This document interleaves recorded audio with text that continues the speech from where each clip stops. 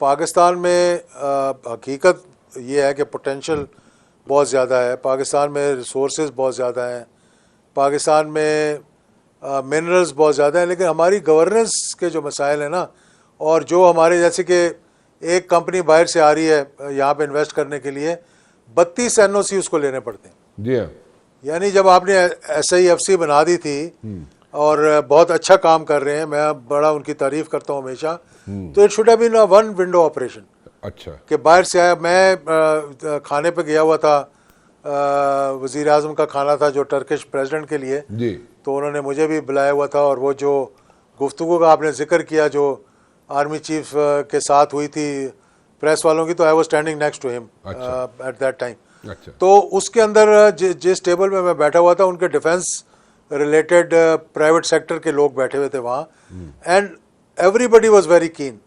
और उनका ये कहना था कि यार MOU तो हमने 2018 में भी आके साइन किए थे, 2021 में भी आके साइन किए थे, now we should move ahead of MOUs। तो फिर उन्होंने मतलब ये बातें वो कर रहे थे, इसका मतलब है कि वो कीन है। इसी तरह सऊदी अरेबिया वाले जो आए थे यहाँ पर, बहुत बड़ा डेलीगेशन आया था, बड़ी बातें हुई थी, बड़े MOUs साइन हुए थे, और बहुत लोगों ने ये यहाँ इन्वेस्ट करने का कहा था। वो आ रहे हैं आहिस्ता आहिस्ता, लेकिन for example Aramco is coming into petroleum, इस तरह अलबैक कंपनी वहाँ की आ रही है, यहाँ चिकन जो है वहाँ के बड़े मशहूर, और इस तरह दीगर लोग भी आ रहे हैं। लेकिन you have to pave the way for it, you have to, देखिए ना, कई ऐसी चीज़ें हैं जिस पे आपको पूरी कौम को एक पेज पे होना पड़ेगा। वो ये है law and order, no tolerance, zero tolerance against terrorism, facilitate the foreign investor.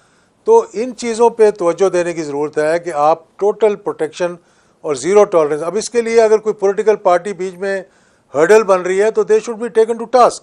I am very frank about it, because ये पाकिस्तान की बात है, ये कोई एजाजुल हक की या इमरान खान की या नवाज शरीफ की बात नहीं है, ना ही ये किसी एस्टेब्लिशमेंट की बात है, ये पाकिस्तान की बात है। यहाँ पे they have to be on the same page, और अगर इसमें कोई सूबा या कोई पार्टी अगर गड़बड़ कर रही है, नहीं जी हमने नहीं बैठना, तो फिर उनको बैठाया जाए जिस तरीके से भी बैठाया जाते हैं।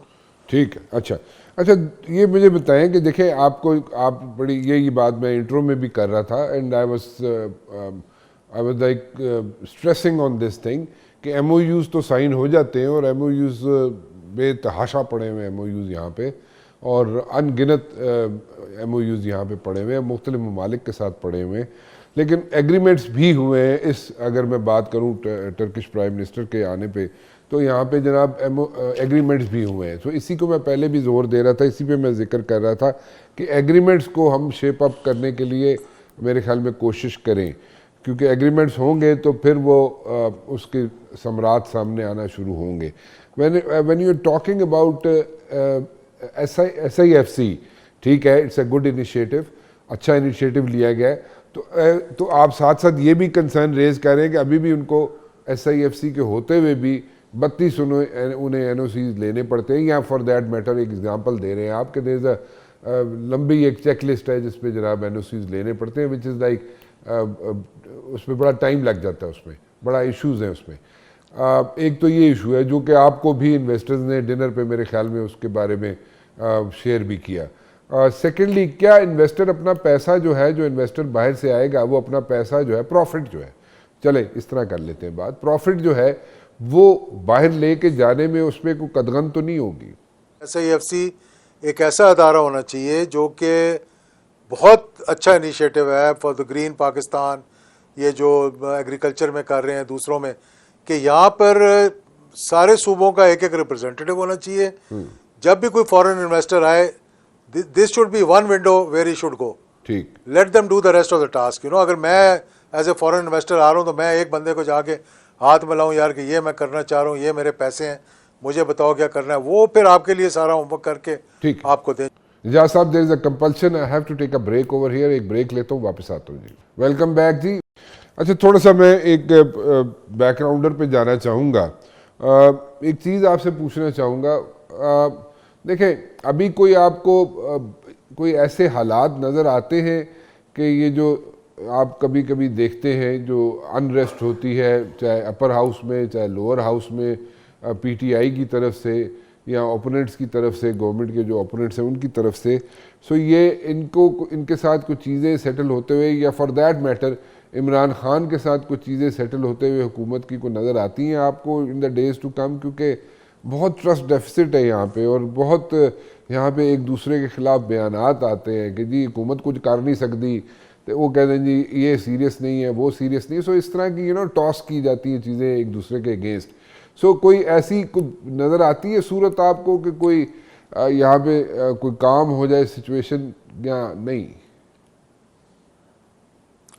देखिए राणा साहब, जो असेंबली के अंदर जो खप डलती है 10 मिनट के लिए या 15 मिनट के लिए, उसके बाद वॉकआउट हो जाता है और उसके बाद कार्रवाई शुरू हो जाती है, और फिर वो आगे कोरम पॉइंट आउट कर देते हैं, जो कि हुकूमत कई दफ़ा कोरम पूरा नहीं कर सकती, ये हुकूमत का काम है, या वुज़रा वहाँ पे नहीं होते।